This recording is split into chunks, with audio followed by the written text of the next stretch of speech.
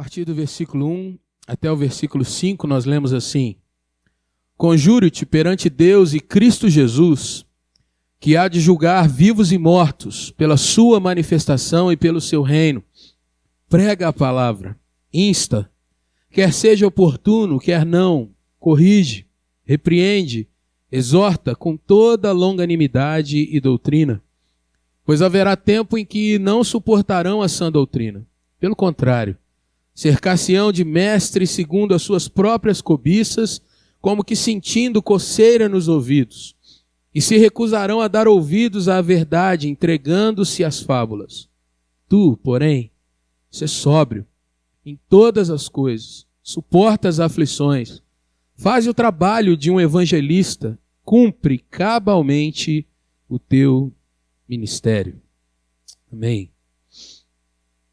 Meus irmãos, nesse domingo, dia 12, nós temos 3 celebrações dentro da nossa denominação. A primeira delas é aquela que é nacional, Dia dos Pais. Todos nós temos por obrigação a questão de orarmos pela família, ainda mais nesses nossos dias.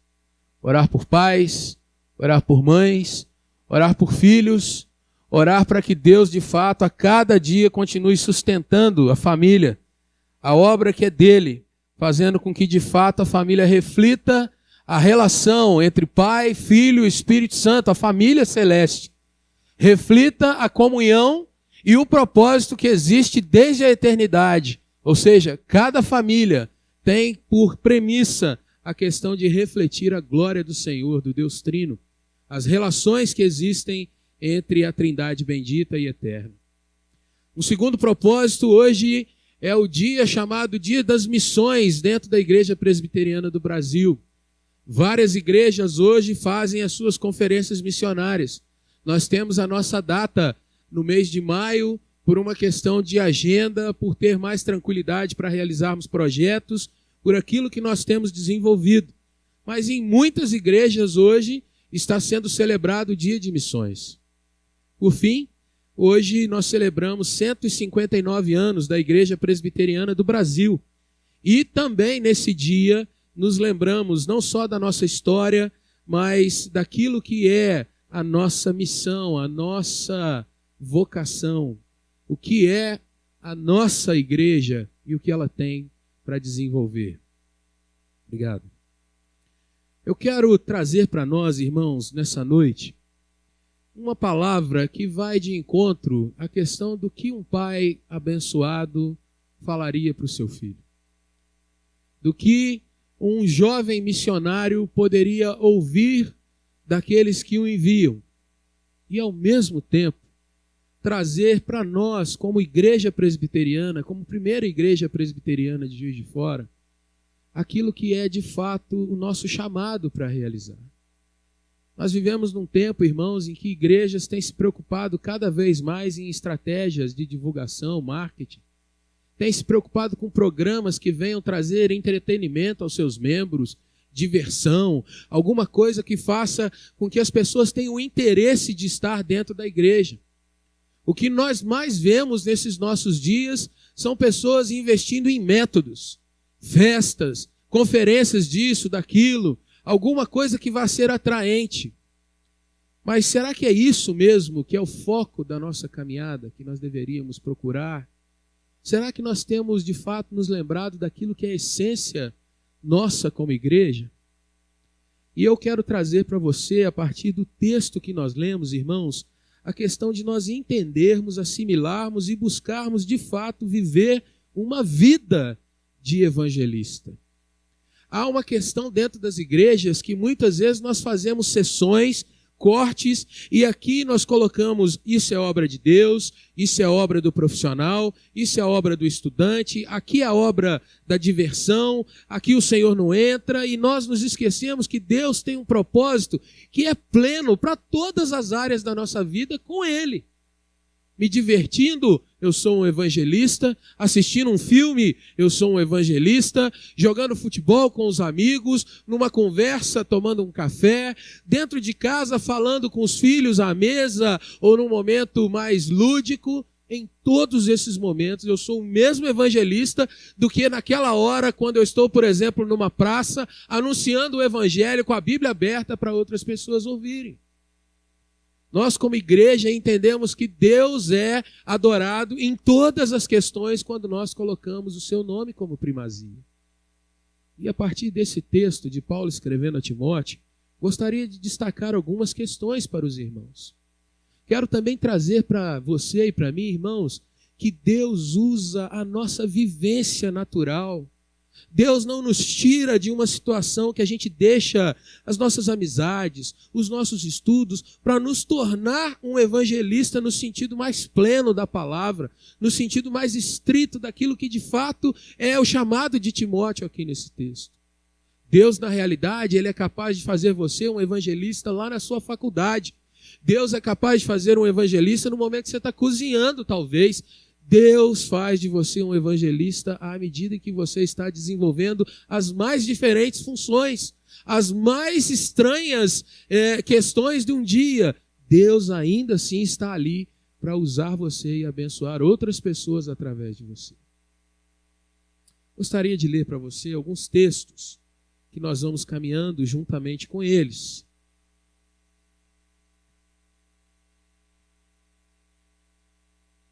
O primeiro deles é de um domingo à tarde, dia 6 de maio de 1855.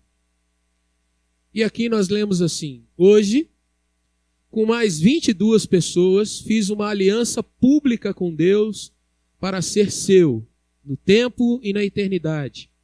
Aliança essa que jamais deverá ser quebrada. Cheguei a este passo através de muitas dúvidas e desalentos, que agora, em grande parte, desapareceram. Penso que começo a ver e sentir que é meu grande privilégio sentar à mesa e lembrar de seu grande amor com o qual Ele amou até a mim. Renunciei a qualquer outra esperança de segurança e declarei minha confiança na livre e imerecida graça de Deus revelada no Evangelho de Jesus Cristo.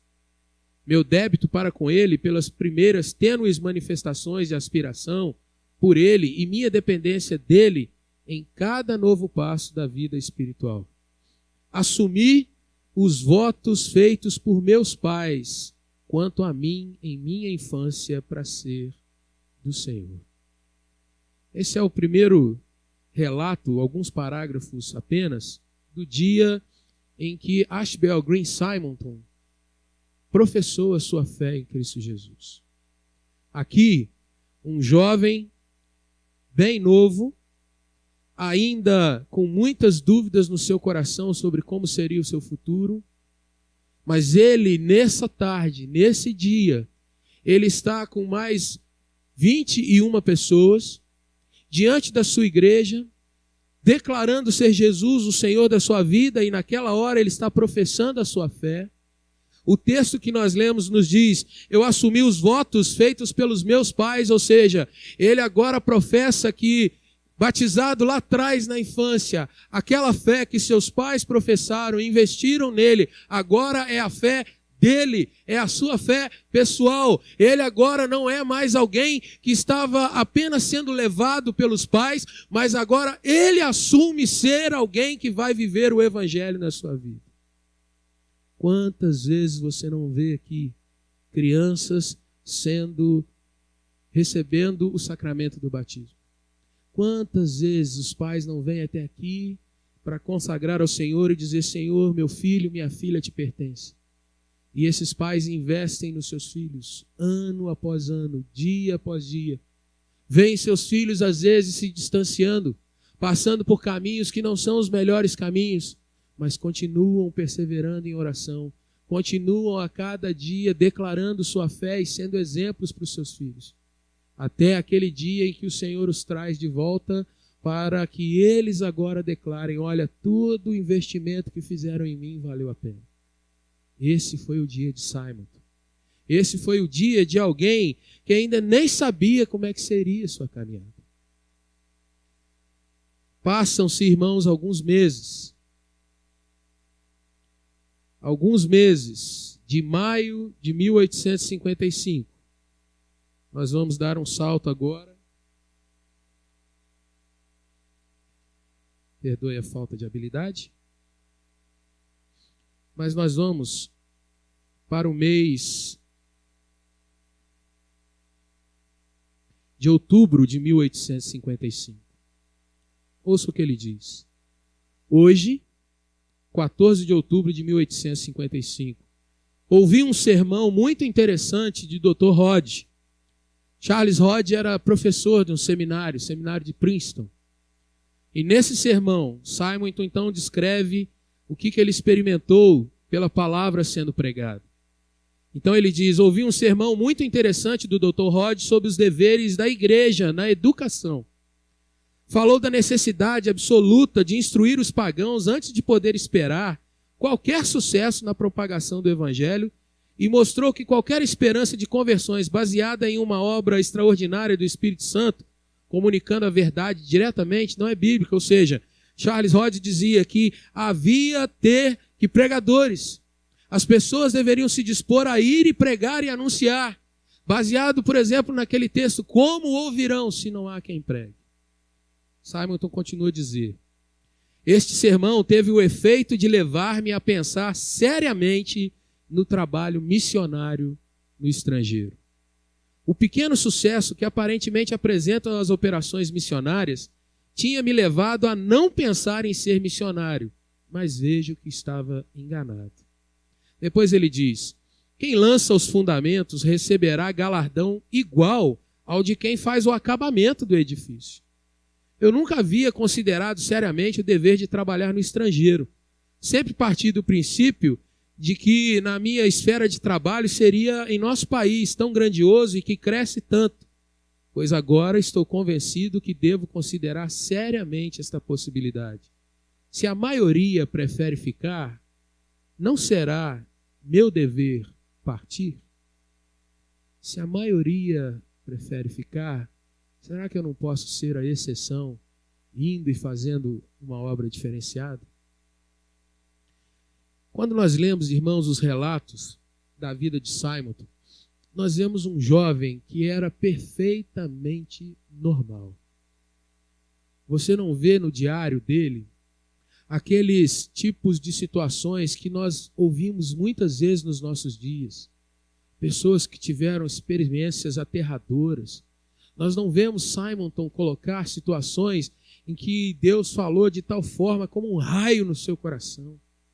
Mas o que nós vemos é um jovem sujeito às suas dúvidas, às nuances mais normais do dia a dia.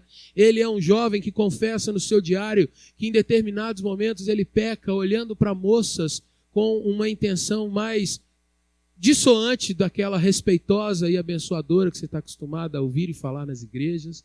Ele confessa que muitas vezes tem desânimo, muitas vezes ele pensa em sair e estar vivendo uma outra situação, mas Deus vai trabalhando o seu coração à medida que o tempo passa.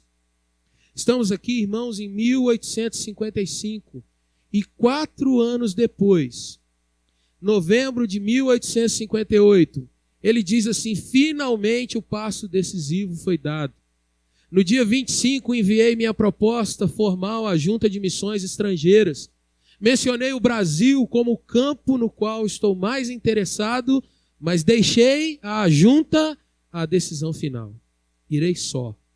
Assim, a incerteza que me vem oprimindo há 1 ano, finalmente terminou. Passam-se alguns meses e em junho de 1859, Simonton está num navio se dirigindo para terras brasileiras. Irmãos, quando nós olhamos não só para o trabalho desse irmão, mas para o que é hoje a nossa denominação, eu creio que nem nos seus melhores sonhos Simonton pôde antever o que acontece hoje. Uma denominação com mais de 3.000 igrejas no país.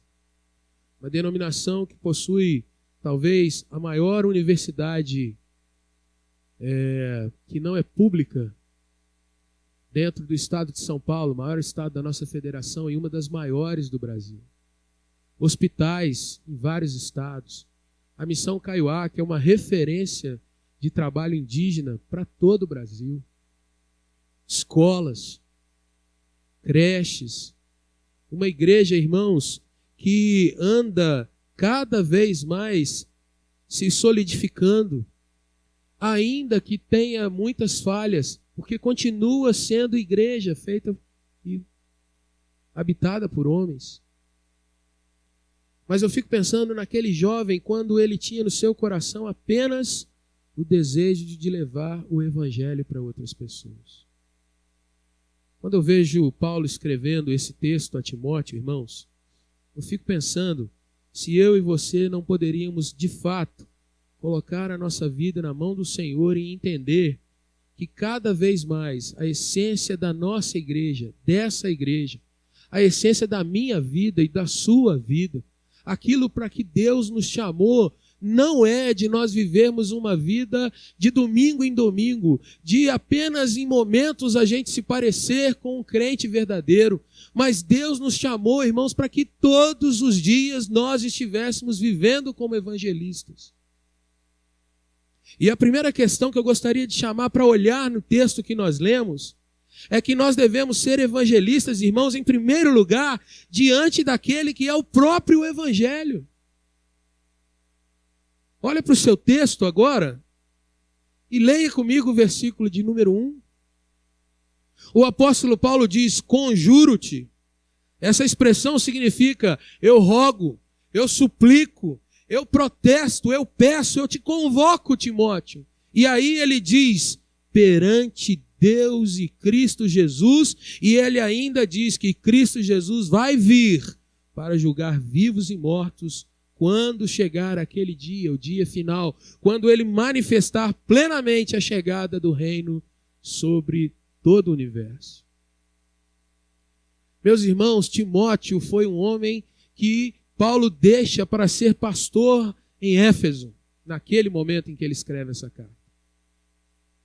Era alguém que carregava consigo dúvidas sobre si mesmo, dificuldade de conversar e falar para as pessoas. Os estudiosos dizem que Timóteo enfrentava muita timidez, alguns problemas de saúde, porque Paulo dá a ele até mesmo algumas questões que ele se tratasse, que ele observasse, que ele tomasse cuidado. Mas o que eu acho lindo na palavra de Deus, irmãos, é que Paulo escreve para um camarada normal como Timóteo. Deus chama lá no meio dos Estados Unidos um jovem normal que tem as suas dúvidas e as suas habilidades, os seus talentos. E Deus chama hoje, irmãos, pessoas como eu e você. Deus não espera que você seja um santarrão daqueles diferenciados de todos para levar a sua palavra a alguém. E Deus não espera isso de mim. Deus nos trata como homens e mulheres normais, que carregam muitas vezes aqueles dias que a gente diz, Senhor, hoje não. Cansado, está doendo, estou desanimado. Mas o Senhor sopra e diz, vamos. Que carrega, irmãos, às vezes anseios. Senhor, eu gostaria de ter na minha profissão cada vez mais alguém diferenciado. Eu quero fazer o melhor, eu quero receber o melhor. E o Senhor nos diz, vai, faça o melhor. Seja o melhor. Eu estou contigo. Mas se lembre que você deve usar tudo isso para a glória dele. Irmãos, quando nós entendemos que estamos diante de Jesus, Paulo diz para Timóteo, Timóteo, eu estou te dizendo, olha perante quem você está. Ele está nos mostrando, irmãos, que igreja não é um lugar onde eu venho apenas me servir, mas eu venho para servir ao Senhor. E eu tenho que me lembrar, irmãos, que aquele que é o Evangelho, ele diz, eu sou o caminho, eu sou a verdade, eu sou a vida, ninguém vem ao Pai se não for por mim. Nós precisamos ter em mente, irmãos, que Jesus está nesse lugar, nessa hora conosco. Nós não fazemos aqui um culto vazio para nós mesmos, apenas para buscar, mas nós precisamos ter em mente que o Senhor Jesus, como nos ensinam os grandes teólogos e a própria palavra dele, ele está no meio de nós recebendo a glória e o louvor que nós ofertamos. Mas ele está também quando você está lá fora, observando e te ajudando a que você possa transmitir pelo seu testemunho, pelo seu agir, pela sua ética, pelo seu bom comportamento, pelas palavras limpas que saem da sua boca, pela bênção que você exerce quando abençoa alguém. Jesus está do lado, abrindo oportunidades para que alguém diga: fale para mim daquilo que você tem como experiência. Conjuro-te diante do Senhor, diante de Cristo que há vir de julgar vivos e mortos. E aí ele começa a dizer no versículo 2, 5 questões, irmãos, que nós devemos ter em mente como um evangelista. Ele diz: prega. Segundo, insiste. Terceiro, corrige. Quarto, repreende. E quinto, exorta. Você, irmão e irmã, quando está desenvolvendo seus relacionamentos interpessoais, todos os dias você tem a oportunidade de conversar com muitas pessoas.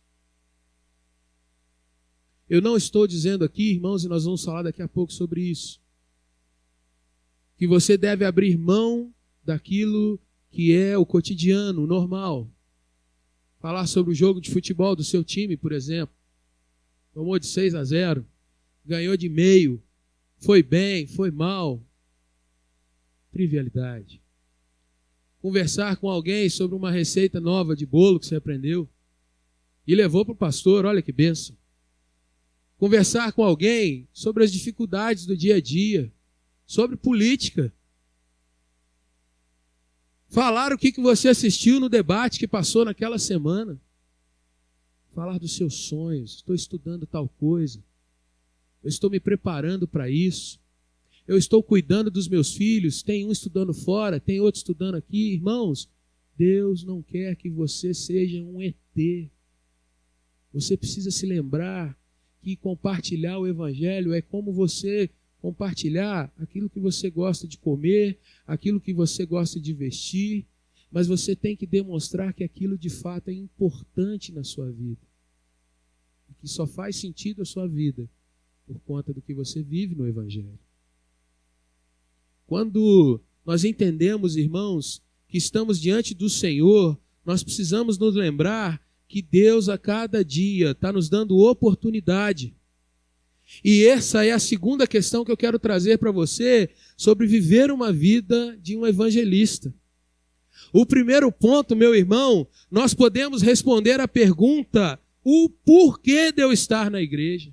O porquê de eu ser chamado por Deus? O porquê de eu ser salvo? Mas a segunda questão, quando viver um evangelista, o versículo 2 nos responde. E o texto diz, bem entre as vírgulas, ele diz: quer seja oportuno, quer não. Ou seja, em todas as oportunidades eu devo procurar ser um evangelista do Senhor.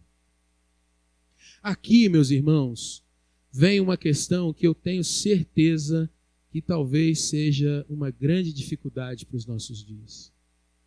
Nós vivemos na época em que ninguém quer ser chato. Ninguém quer ser aquele que as pessoas, quando olham, falam assim: hein, vem o fulano. E aí um olha para o alto: opa, acho que vai chover. E o outro já diz: rapaz, tem um compromisso, tem que pagar uma conta. E é o famoso espalha-montinho. Já ouviu falar? Está todo mundo naquela conversa, não sei o quê. Quando chega, rapaz, tem que ir, boa noite, boa tarde, bom dia, até logo.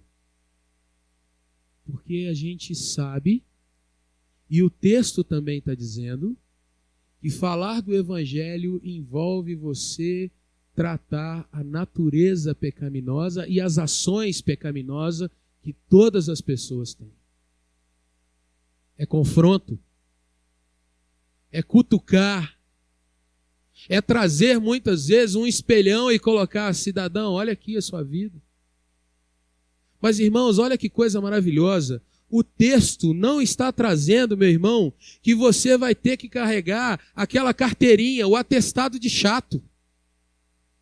O texto não está dizendo que você tem que ser a todo tempo aquele que atrapalha a conversa, aquele que é deselegante, aquele que entra, por exemplo, num aniversário de criança e vai fazer um sermão de 2 horas. O texto está nos mostrando, meu irmão, quer seja oportuno, quer não, para você, pregador, não para o ouvinte. Porque ele vai mostrar, meu irmão, que na realidade, quando eu pensar que devo anunciar em todo tempo, eu preciso entender que eu preciso criar as oportunidades. Meu irmão, eu preciso ser antenado.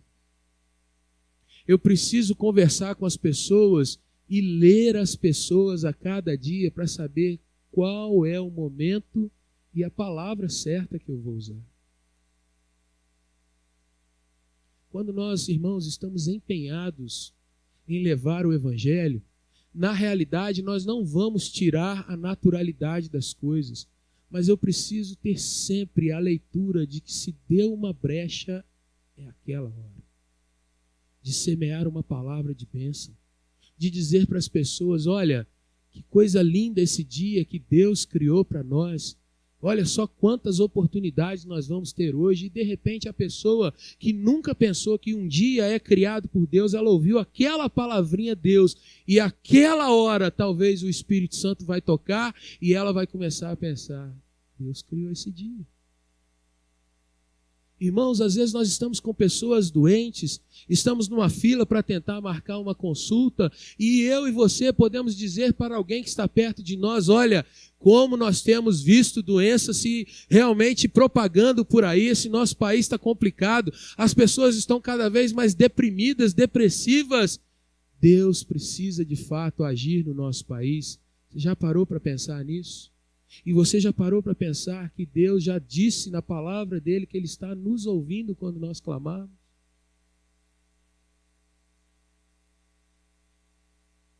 Dar uma palavra de gratidão por um serviço bem prestado a você. Dizer para essa pessoa não apenas Deus te abençoe, mas dizer, olha, que Jesus faça com que o seu trabalho seja melhor a cada dia. Você seja um profissional destacado, você tenha sucesso nos seus negócios. Lembre-se que Jesus está perto de você e eu quero orar para que Deus te abençoe cada vez mais. Quem não gosta de ouvir uma palavra assim, irmão? Se você conhece alguém, me fala. Porque quando alguém vai fazer um serviço para o outro e é elogiado, num país onde o costume é sempre reclamar, é sempre pôr defeito, é sempre atrasar os outros, é sempre ficar comparando, a pessoa vai ter, peraí, o que está acontecendo? Eu estou em outro planeta, alguém está elogiando? Alguém está falando de alguma coisa que é boa para mim? Criar oportunidades. Criar oportunidades. Me lembro de uma vez, a nossa irmã Edmeia Williams, pregando aqui na nossa igreja, ela contou um episódio que estava dentro de um ônibus e o ônibus, de repente, foi livrado de um acidente. Não me lembro bem o episódio no sentido do que aconteceu. Eu sei que o fato é que as pessoas tomaram um grande susto e todo mundo, quando se recobrou, começou a falar o que aconteceu e tal. É culpa do motorista, é do outro que vinha na outra faixa. E de repente ela disse que se levanta e fala assim, gente, olha que coisa boa, está todo mundo vivo.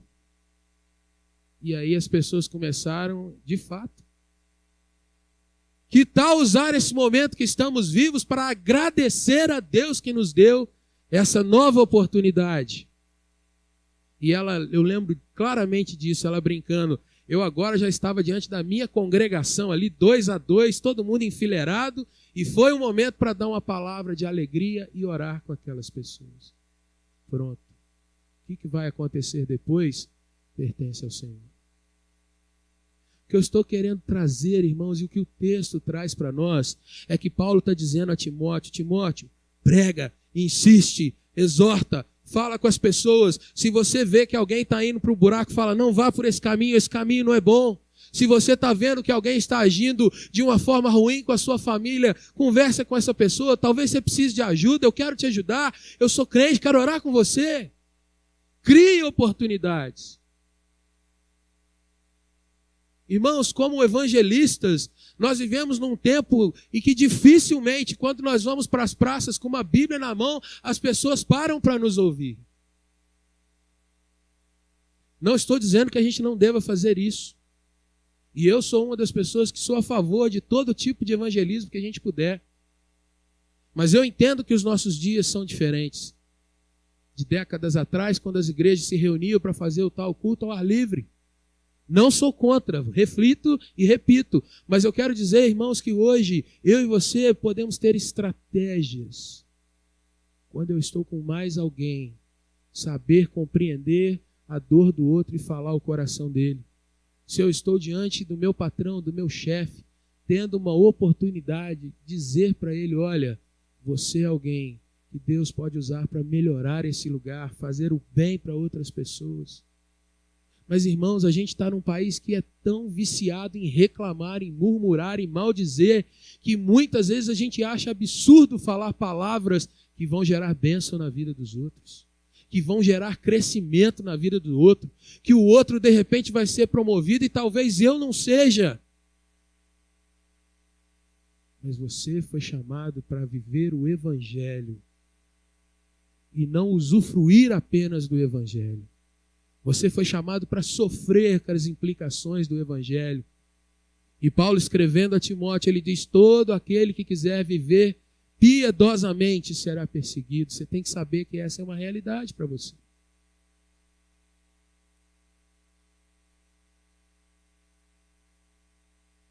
Sendo oportuno ou não, viva uma vida de evangelista. Não que você vai ser o chato da história, o entrão da história, mas criar oportunidades para que a palavra seja semeada. Para que o seu testemunho seja ouvido. Gostaria que você pensasse como você chegou a essa igreja. Vamos voltar um pouco antes dessa igreja? Como você chegou até Jesus? Deus usou alguém para ministrar o teu coração. Deus usou alguém para falar e para pregar para você. Será que isso vai ficar lá atrás? Deus usou Charles Hodge para fazer um sermão que tocou na vida de um jovem. E se aquele jovem apenas dissesse, já sou formado, tenho os meus alunos, vou ganhar aqui o sustento da minha família e está tudo certo. Irmãos, nós não podemos nos contentar com uma vida apenas de satisfação pessoal. Deus não chamou ninguém de nós para isso. Ele nos chamou para vivermos uma vida como evangelistas. E a terceira questão que eu quero compartilhar com você, meu irmão, está aí no versículo de número 5.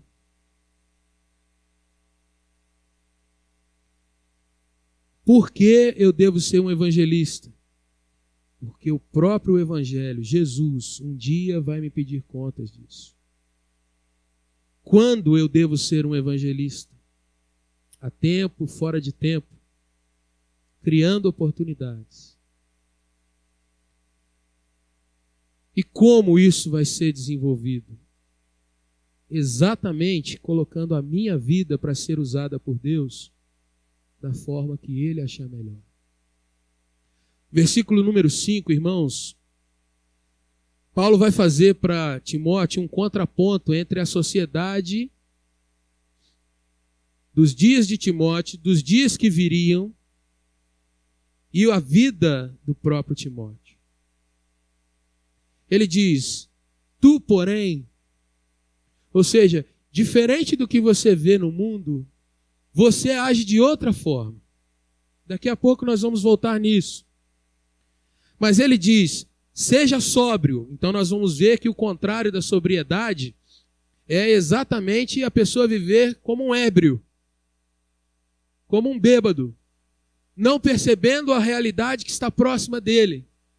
Mas você, Timóteo, seja sóbrio. Não se deixe levar pelas coisas que estão ao seu redor. Não se deixe embebedar, se embelezar, se encantar por aquilo que está perto de você. Você tem que se prender a uma outra realidade. E aí ele diz, suporta as aflições, e aí é o ponto que eu quero chegar para você e para mim nessa noite. Faze o trabalho de um evangelista. E ele diz, cumpre cabalmente o teu ministério. Ou numa outra palavra, cumpre cabalmente o chamado, a vocação, aquilo para o qual você foi chamado. E aqui, irmãos, num primeiro momento, Paulo está escrevendo para alguém que tinha a responsabilidade de estar à frente de uma igreja. Mas quando eu trago isso para a minha vida como um profissional liberal e entendo que essa é a minha vocação, ali eu sou um evangelista. Quando eu trago para a minha vida, entendendo que eu sou um médico e tenho oportunidade de exercer a cura para a vida de muitos, ou o cuidado, o trato para outros tantos, ali é onde eu sou um evangelista. Quando eu entendo que eu sou um advogado e que eu posso exercer a lei observando realmente o que é justiça, o que é justo e não aquilo que é apenas o interesse, ali eu sou um evangelista. E assim, irmãos, quando eu sou um professor, assim, quando eu sou um cientista, assim, eu sou um funcionário público, ou eu sou um empresário, ou seja lá o que for que seja a minha vocação. Essa é a oportunidade de dizer a Deus toda a glória em tudo que eu faço. Assim quando eu sou um pai, assim quando eu sou mãe, assim quando eu sou filho, é a oportunidade de fazer o trabalho de um evangelista.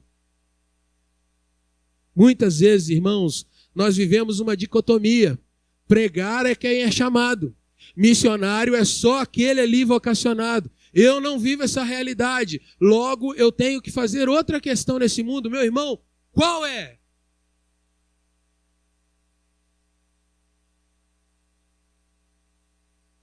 Eu hoje recebi um e-mail de um jovem que esteve na nossa igreja alguns meses atrás falando do seu chamado e do seu trabalho do outro lado do mundo. Acho que a turma da juventude vai lembrar do Caleb aqui. E ele, no seu e-mail, escreve que está agora há poucos dias de retornar para o campo. Está numa situação que não pode mencionar mais o país para onde vai. Ele vai com uma equipe que teve que ser mudada porque a equipe que ele estava há alguns meses foi descoberta. Enfim, toda uma infraestrutura está sendo recriada para que ele possa exercer o seu chamado. Como ele é um missionário. Os jovens aqui vão se lembrar que ele foi chamado para estar num meio de intelectuais. Foi chamado para estar num meio onde as pessoas estão preocupadas em pensar a realidade do seu país, a estrutura sociológica daquela nação, a sua história, e Deus o está conduzindo para aquele meio, para que ele não seja apenas mais um pensador, mas no meio de pensadores ele vai inserir aquilo que Deus tem dado ao seu coração, o entendimento que ele vai absorvendo, uma cabeça privilegiadíssima, fala vários idiomas, com 20 e poucos anos de idade, alguém que o Senhor poderia colocar, irmãos, aqui no nosso país como alguém muito destacado. Mas ele entendeu que a sua vocação é fazer essa diferença num outro lugar. Irmãos, quando a gente vê isso, e eu lendo as linhas que ele colocou para mim, eu fiquei extremamente tocado em ver como alguém consegue compreender bem que o seu chamado, ainda que seja em meio a muito receio, medo, talvez de ser visto, descoberto, ser alguém que vai sofrer por causa daquilo ali, está indo solteiro, ainda não tem a questão do seu casamento resolvido, nada disso, mas ele diz, Deus me chamou e eu estou indo, e o Senhor vai colocar todas as coisas no seu lugar. O coração da gente vai a 1000.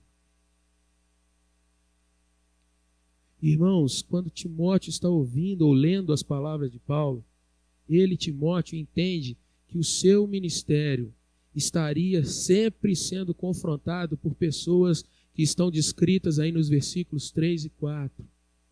O tempo de Timóteo, irmãos, seria exatamente como o nosso tempo. Veja que as pessoas que Paulo diz, elas estão sendo descritas dessa forma. Olha, haverá um tempo em que não suportarão a sã doutrina. Pelo contrário, as pessoas vão se cercar, e aqui eu quero usar outras palavras para você, de mestres, de gurus, de programas de televisão, de ideologias que são contrárias a você ser servo de um Deus verdadeiro, de mestres que vão dizer para a pessoa, você tem que ser autônomo, você tem que ser livre para escolher tudo aquilo que você quer viver. E as pessoas não apenas vão se cercar, irmãos, dessas pessoas liderando, falando de youtubers ou de influencers, como nós temos visto nos nossos dias, mas elas vão sentir coceira no ouvido, e essa expressão significa que a pessoa cada vez mais vai ter desejo por novidade, por algo que ela não viu, aquilo que de repente é a última moda, e a fé é algo antigo, ultrapassado, que não deve ser revisitada. Qual é a última moda? Qual é o último passo? Qual é a novidade? Versículo 4. Se recusarão a dar ouvidos à verdade. Como quando você diz para uma pessoa, a biologia mostra que você é isso aqui. E a pessoa diz, isso é uma convenção social. A medicina mostra que se você fizer isso, vai acontecer isso aqui. Mas eu vou pagar para ver. Fiquei pensando, irmãos, alguns dias atrás, um noticiário mostrando um rapaz jovem, 30 e poucos anos, modelo, tatuado de cima e embaixo, na careca aqui, com desenhos de ossos pelo rosto e tudo, e morre. A mídia coloca quase que como um herói. Mas quando vai se investigar o que aconteceu de fato, é uma pessoa que nutria uma terrível insatisfação consigo mesmo e com seus dias, a ponto de tirar a sua própria vida. Irmãos, nós elegemos heróis, pessoas que, se a gente for parar para pensar, não tem nada para nos oferecer. E ainda concordamos com certas canções, por exemplo, meus heróis morreram de overdose. Eu quero uma ideologia para viver. Tu, porém, você que é crente, você que se entende diferente de tudo isso, faz o trabalho de um evangelista. Quer seja oportuno, quer não. Sabendo que no dia final Jesus vai ver em você alguém que ele vai receber de braços abertos e dizer, entra no gozo do teu Senhor. Eu quero orar com você nessa hora.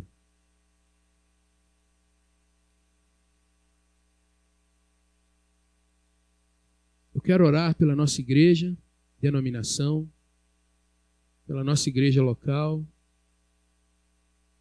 E queria orar também pelos nossos missionários. Mas antes de orar, eu gostaria de fazer 3 perguntas para você. A primeira questão é, meu irmão, você consegue compreender que você está numa igreja que há 159 anos ela só existe para evangelizar, para comunicar os valores do reino, para comunicar a salvação em Cristo Jesus. E você entende que nessa igreja você tem um papel a ser assumido. Se você não compreende isso, essa noite você foi lembrado, você não está aqui por acaso. Você não está aqui para ser plateia. Você está aqui para ser ator. Você está aqui para ser aquele que está no meio do jogo, lutando, cerrando fileiras. Segunda pergunta é, o que tem faltado para que você caminhe mais e mais como um evangelista? Falta capacitação? Falta quebrar algumas barreiras, como timidez, receio de como vai ser interpretado. Eu quero orar por isso, para que Deus trabalhe no teu coração e na tua vida, para que você se veja como alguém que, ainda que você saiba que não é perfeito, que tenha suas dúvidas, seus receios, Deus vai estar contigo para que você possa de fato ser um atalaia, ser um profeta, ser um evangelista aonde você estiver. Na sua profissão, seja ela qual for. Porque aonde você está, Deus tem pessoas para salvar ali naquele meio. Quantas vezes nós pensamos, se o pastor estivesse aqui falando, ou se aquele irmão ou aquela irmã estivesse aqui orando, meu irmão, Deus chamou você.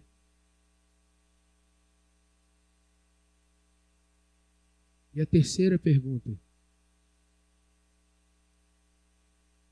se o Senhor Jesus, hoje, nessa noite, te perguntasse os frutos que há nas suas mãos, qual seria a sua resposta para ele?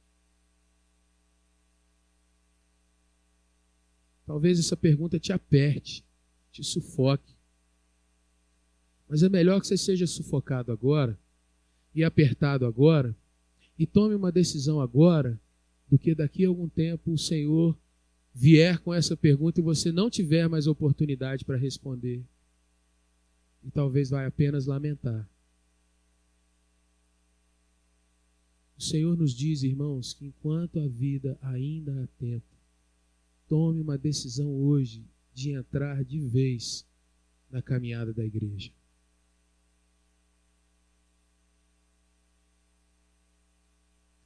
Simonton morreu com 34 anos.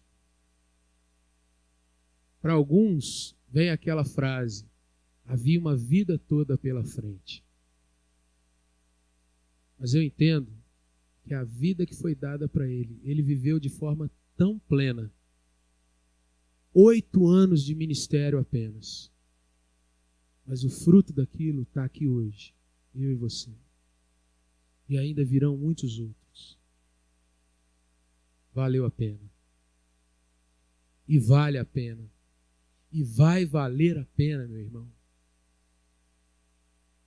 Quando você cada dia dizer: Senhor, usa a minha vida. E o Senhor falar: vamos junto. Estou com você, vou te abençoar. Jesus disse isso. Vocês vão receber poder ao descer sobre vós o Espírito Santo, para que vocês sejam minhas testemunhas. Jerusalém, Judeia, Samaria, confins da terra. Vamos ficar de pé e orar?